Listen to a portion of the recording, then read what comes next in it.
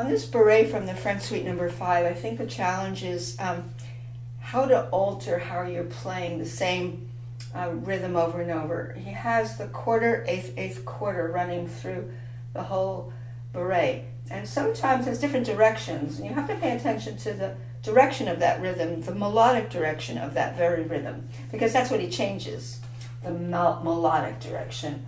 And if I do it with separate hands and play it very slowly, I have to make these decisions about dynamics and how they're going to be imbued in this. Plus, the question of sequences. If I see the eighth quarter coming down in a sequence, I'm probably going to skew it down with dynamics. If I see it overall going up, I'm going to intensify. And so that makes it more interesting to listen to. Otherwise, it becomes almost like an exercise sounding like. So at the beginning, and here's how I choose to do it. It's when it goes really fast, there's certain things you can't do fast that you do slow. I'm already thinking when I go quickly, what can I accomplish in terms of phrasing? So what I would do is slur these first two notes, this upbeat. I'm going to go slowly. So I'm going to go da-dum-tia. Yeah, 1, 2, 3, 4, 5, 6, da da dee, falling down, ta da dum. Opposite. Da da. Notice what I did there. The one was da da dee, less, falling down. Now it's just going into a cadence in G major. T da, longer phrase, longer notes, longer amounts of notes, more notes. So in other words, he had a lot of these short little eighth quarter. And then he had, at the end of the phrase, more notes. So that was kind of more easy to do because it was going straight forward to the cadence. But it's important how you execute that. So da-dum-tia, dum-tia, da-da-da-da, to the B, falling down. Da-dum, more and less. Ti-da, fa-da, bring dum-tia, dum-tia, da-da-da-da, to there, falling down. Now these are going da-da-dum. They're falling down. Da-da-dum, da-da-dum, da-da-dum. Those I'll bring down. Those I'll bring down because you can see that the main melody, the long notes were B, A, G, F sharp.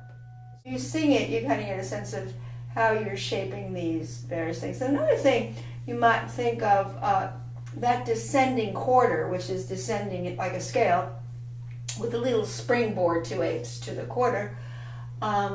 You might think of pairing them off too. I was thinking that experimenting, a lot of experimentation when you do something like this. So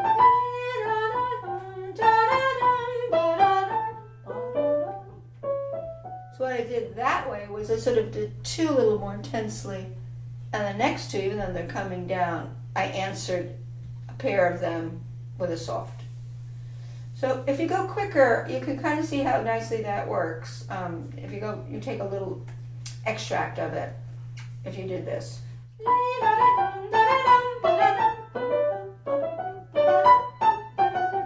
See how nice that works. Sometimes you go quicker, you get, it kind of falls into place very nicely. The other alternative, and again you experiment, is like I said, skew them all down equally. Let's see what happens there if I do that. I think I like the pairs, like two responding to two more. And I think that worked better. See, that works. And again, I'm going quickly, but you have to decide what you're going to do. Okay, that takes care of the right hand pretty much. The left hand, I would play mostly legato, because you have a lot of breaks up here. You don't want to have too many breaks in the left hand. Again, since they're bedding in the left hand. So go slowly, coming out of this G major. Right here, Fa, Mi, Re, Do,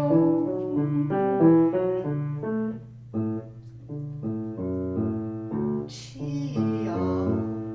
It's very loopy. That left hand's very loopy. Interesting here, there's a line that goes down a bass line that goes down in steps but gets displaced for a moment. And here's what I mean, where he does this. Fa, mi, re, do. Watch. 5, 3, 2, mi, do, fa, mi, sol. The reason I want to be aware of that bass line against what's happening on top, so I don't want to like push the bass under the rug. You don't want to have a Baroque Bach bass line that's insignificant. It has to be responding to itself and the right hand. You have to have the counterpoint of the independent voices. But I feel that line coming down very significantly. G, F sharp, E, D. See?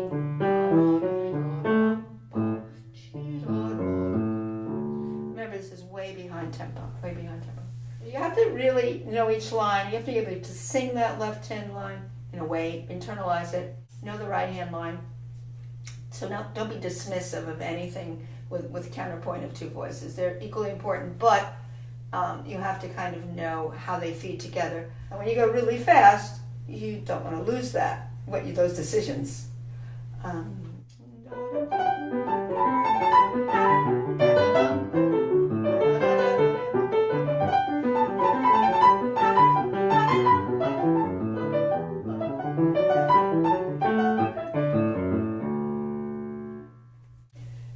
Part's the same idea. Now, what's different in this B section, he's doing upside down, but he starts in D major. So he was coming down. You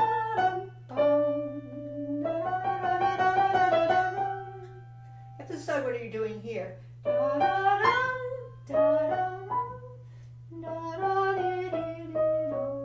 I basically came down. I'm trying to juxtapose doing it quicker, doing it slower, but keeping the decision that I've made. There are other ways to do it. You might want to go or do two of them. You have to make those decisions. And you can also test your left hand against that. So the left hand is meandering in the same way in part B that it did in part A, but it starts in the D major level. It's going to go into different keys.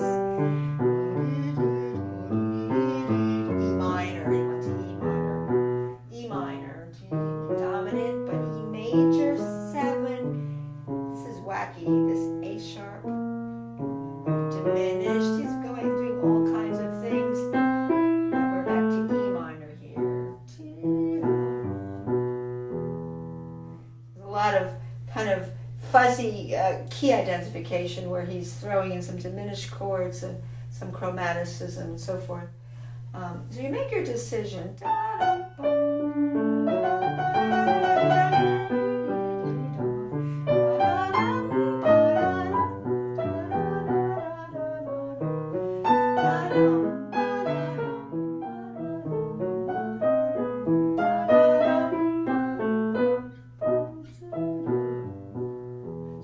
To do here with this redundant rhythm,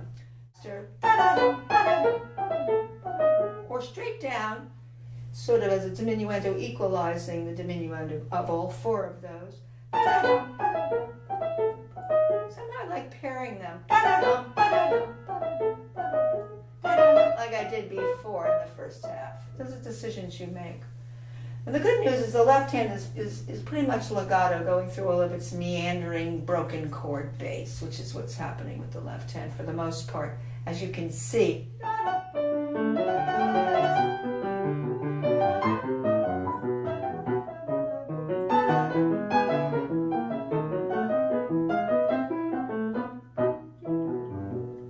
So pretty much pretty much obeyed the decisions I made.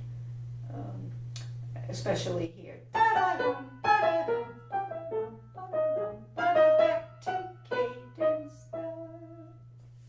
And the rest of it pretty much follows this, except, I must say, in this final section,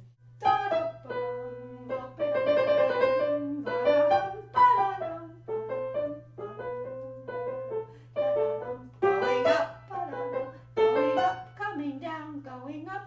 Now what I did in my performance, and probably would recommend it, is there's something a little bit different, that when you have these juxtapositions, one's coming down and up and one's going up, back in opposite directions, I think what you could do at this point at the end, and of course on the repeats you're supposed to improvise and do trills and other things and insert other notes, embellishments and so forth, which I'm not doing. On this last page, I think what I would choose to do,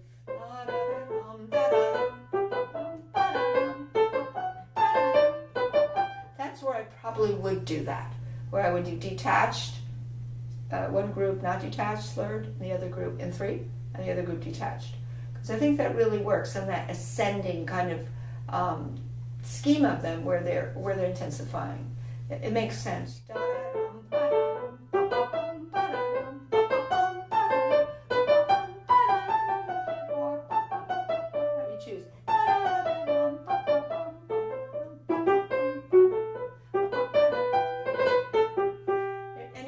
Things you can do to kind of give it a little bit of variety at the end. You don't have to stick to the exact same thing. So let me play that second half a little slowly and see what I can do with that.